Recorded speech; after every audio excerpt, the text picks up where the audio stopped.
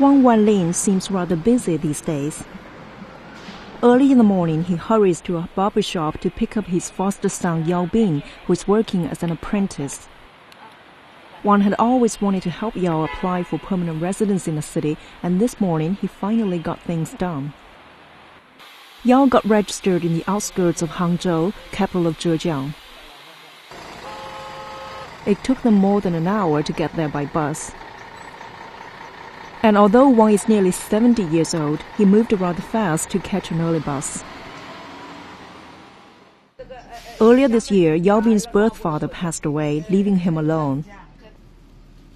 Distraught and lonely, Yao wandered the city until one day he met Wang, who took him in and made him feel at home again.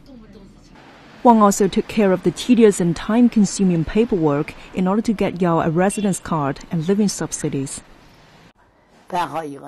When all things were settled, he finally got a house. He is mentally challenged, and you have to teach him step by step. I believe he will get better. With Wang's efforts, Yao was accepted as an apprentice at a barber shop. Gradually, Yao will be able to earn a living. But Yao is only one of the 507 kids Wang has helped. Wang still remembers the first time he helped a homeless kid. In 1979, back from his night shift, Wang saw a teenage boy in a bus station, dressed in rags and looking lost. Wang can relate to kids in trouble. When he was young, he went through some difficult times after being falsely accused of stealing. He was ordered to serve time in a labor camp as a punishment. The ordeal had a significant impact on Wang. After completing his time at the camp, he decided he would help kids in need. Wang began to pay close attention to homeless children. Every few days, he would go to crowded places and talk to troubled children. Wang tries every means to get the runaways to return home. Over the years, Wang has helped hundreds of children. He sent runaways back home and took care of those who had no place to go.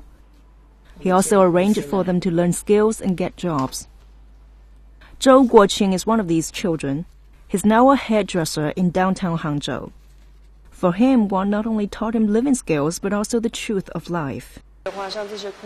Orphans do not receive much education when they are little, so you need to tell them how to be an upright person, how to be a filial child, and how to be a dedicated worker, something like this. Some children stay with Wang for 8 years, and he himself pays for everything. Although it can be difficult to make ends meet, Wang refuses to accept donations. Yang Xiaoxiang, Wang's neighbor and a hair salon owner, contributes in a different way. Wang dedicates himself to helping children. Sometimes our shop needs some extra stuff, so I asked him to bring the kids here. In this way, I can help them too. Wang never got married and has no biological children, but he tells us many children call him father.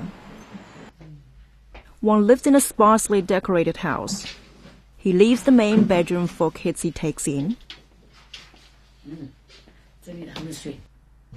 None are home now, but shoes scattering about indicate that one definitely doesn't live alone. The children Wang has helped are now living all over the country.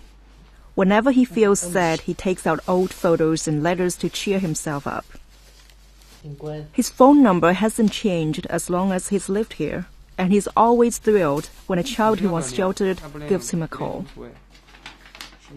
I never changed my number. It's been the same since I got the phone. I told my kids the number, so although they are not around, they can call me anytime. I don't want anything in return. If they are happy, I am happy.